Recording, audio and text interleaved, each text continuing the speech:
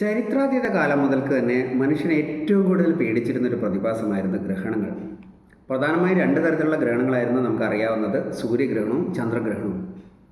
എങ്ങനെയാണ് ഈ ചന്ദ്രഗ്രഹണം ഉണ്ടാകുന്നത്, സൂര്യഗ്രഹണം ഉണ്ടാകുന്നതെന്നൊക്കെ മനുഷ്യൻ്റെ ശാസ്ത്ര പുരോഗതിക്കനുസരിച്ച് ജനങ്ങൾക്ക് അറിവ് കിട്ടി. അതിനെ മെല്ലെ മെല്ലെ ജനങ്ങൾ പേടിയില്ലാത്ത ഒരു പ്രകൃതി പ്രതിഭാസമായി കണ്ടു തുടങ്ങി.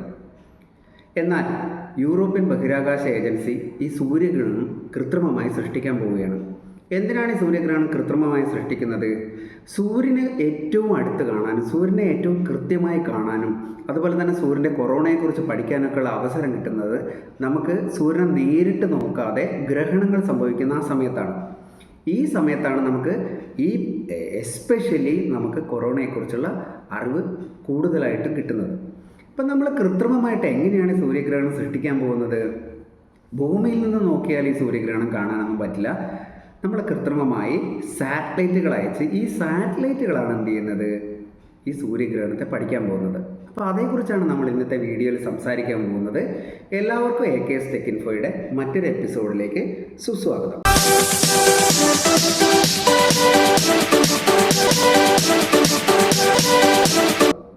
നമുക്കറിയാം എങ്ങനെയാണ് സൂര്യഗ്രഹണം ഉണ്ടാകുന്നത്.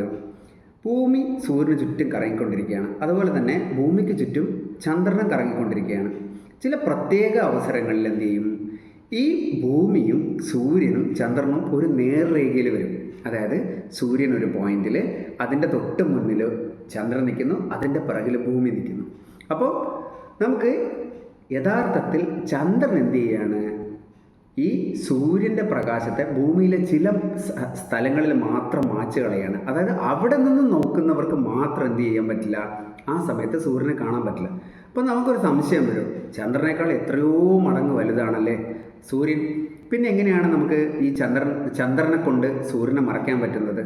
അത് നിങ്ങൾക്ക് നോക്കുകയാണെങ്കിൽ അതൊരു പ്രത്യേക ആംഗിളിൽ നമ്മൾ നോക്കുന്നത് കൊണ്ടാണ് ആ സമയത്ത് കാണാൻ പറ്റാത്തത്. അതായത് നമ്മളിപ്പോൾ ഒരു കണ്ണടച്ച് വെച്ചിട്ട് നമ്മുടെ വിരൽ കൊണ്ട് ദൂരത്തിരിക്കുന്ന ഒരു വസ്തുവിനെ നോക്കിക്കഴിഞ്ഞാൽ ഈ വിരലിനേക്കാൾ എത്രയോ വലിയ വസ്തുവിനെ നമുക്ക് കാണാൻ പറ്റില്ലല്ലോ. ഇതെന്തുകൊണ്ടാണ്? നമ്മുടെ കണ്ണും ഈ വിരലും ആ ദൂരത്തിരിക്കുന്ന വസ്തു എന്താണ്, ഒരേ നേർരേഖയിൽ വരുന്നു. അതുപോലെ തന്നെ നമ്മുടെ വീക്ഷണ കോണിനകത്താണ് എന്ത് വരുന്നത്, ഈ മൂന്നും കൂടെ വരുന്നത്. ആ ഒരു പ്രത്യേക സിറ്റുവേഷനാണ് എന്ത് ചെയ്യുന്നത്, സൂര്യഗ്രഹണം സംഭവിക്കുന്നത്. ചന്ദ്രൻ കൃത്യമായി ആ ഒരു പോയിന്റിൽ വരികയും നമ്മൾ നോക്കുന്ന സമയത്ത് സൂര്യനെ കാണാതിരിക്കുകയും ചെയ്യുകയാണ്. ഇതുപോലെ തന്നെ മറ്റൊരു പ്രതിഭാസമാണ് ചന്ദ്രഗ്രഹണം. ചന്ദ്രഗ്രഹണം എന്ന് പറഞ്ഞാൽ ഈ ഭൂമി ഈ സൂര്യൻ്റെയും ചന്ദ്രൻ്റെയും നടുക്ക് വരികയാണ്. ആ സമയത്ത് ഭൂമിയുടെ നിഴലിൽ ചന്ദ്രനിൽ വീഴുന്നതാണ് ചന്ദ്രഗ്രഹണം. അപ്പോൾ ഈ ഗ്രഹണങ്ങൾ ശരിക്കും സൂര്യനും ചന്ദ്രനും മാത്രമൊന്നുമല്ല സംഭവിക്കുന്നത്. ഗ്രഹണം മറ്റ് ഗ്രഹങ്ങൾക്ക് സംഭവിക്കുന്നുണ്ട്. പക്ഷേ നഗ്നനേത്രങ്ങൾ കൊണ്ട് നമുക്ക് കാണാൻ പറ്റുന്നില്ല എന്ന് മാത്രമേ ഉള്ളൂ. പലപ്പോഴായി പല ഗ്രഹണങ്ങളും, വ്യാഴത്തിന് ഗ്രഹണം ഉണ്ടാവാറുണ്ട്, ശനിക്ക് ഗ്രഹണം ഉണ്ടാവാറുണ്ട്, അങ്ങനെ പല ഗ്രഹണങ്ങളും സംഭവിക്കാറുണ്ട്. ഇനി നമുക്ക് എങ്ങനെയാണ് കൃത്രിമ സൂര്യഗ്രഹണം ഉണ്ടാക്കുന്നത് നോക്കാം. അപ്പോൾ ഇതിനായി നമ്മൾ ഒരു പെയർ ഓഫ് സാറ്റലൈറ്റ്സ് ആണ് ഉപയോഗിക്കുന്നത്. ഇന്ത്യയുടെ പടക്കുതിരയായ PSLV ഉപയോഗിച്ചിട്ടാണ് ഈ ഒരു സാറ്റലൈറ്റിനെ വിക്ഷേപിക്കാൻ പോകുന്നത്. പ്രോഭ-3 എന്നാണ് ഈ സാറ്റലൈറ്റിൻ്റെ പേര്. യൂറോപ്യൻ ബഹിരാകാശ ഏജൻസിയാണ് ഈ സാറ്റലൈറ്റ് നിർമ്മിച്ചെടുത്തിരിക്കുന്നത്. ഇതിനകത്ത് 2 സാറ്റലൈറ്റുകളുണ്ട്. ഈ സാറ്റലൈറ്റുകൾ എന്ത് ചെയ്യുകയാണ്, ഒരു സാറ്റലൈറ്റിനകത്ത് ഒരു ചെറിയ ദ്വാരമുണ്ട്, അതിനെ നമ്മൾ ഒക്കൾട്ടർ എന്നാണ് പറയുന്നത്. അതുപോലെ തന്നെ രണ്ടാമത്തെ സാറ്റലൈറ്റിനകത്ത് എന്തുണ്ട്, അതിനകത്ത് ഒരു കൊറോണോഗ്രാഫ് എന്ന് പറയുന്ന ഒരു പ്രത്യേക ഉപകരണമുണ്ട്.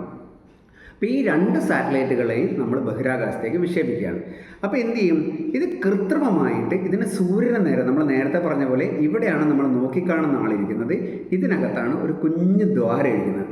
ഈ ദ്വാരത്തിലൂടെ സൂര്യനെ നേരെ നോക്കിക്കഴിഞ്ഞാൽ അതിൻ്റെ സൂര്യൻ്റെ ഒക്കൾട്ടർ എന്ന് പറഞ്ഞാൽ നമുക്ക് സൂര്യൻ്റെ കൊറോണയെ മാത്രം ആ സമയത്ത് എന്ത് ചെയ്യാൻ പറ്റും, നോക്കിക്കാണാൻ പറ്റും.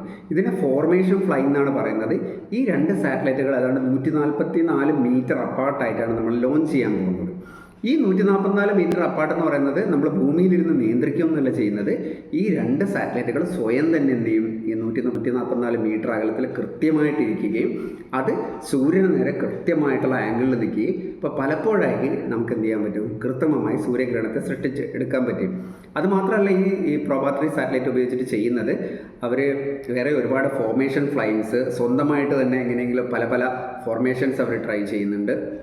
അപ്പോൾ ഭാവിയിൽ നമുക്ക് സൂര്യനെക്കുറിച്ചുള്ള ഒരുപാട് വിവരങ്ങൾ കിട്ടാൻ വേണ്ടിയിട്ട് ഈ പെർട്ടിക്കുലർ മിഷൻസ് സഹായകരമാണെന്ന് വിശ്വസിക്കുന്നു.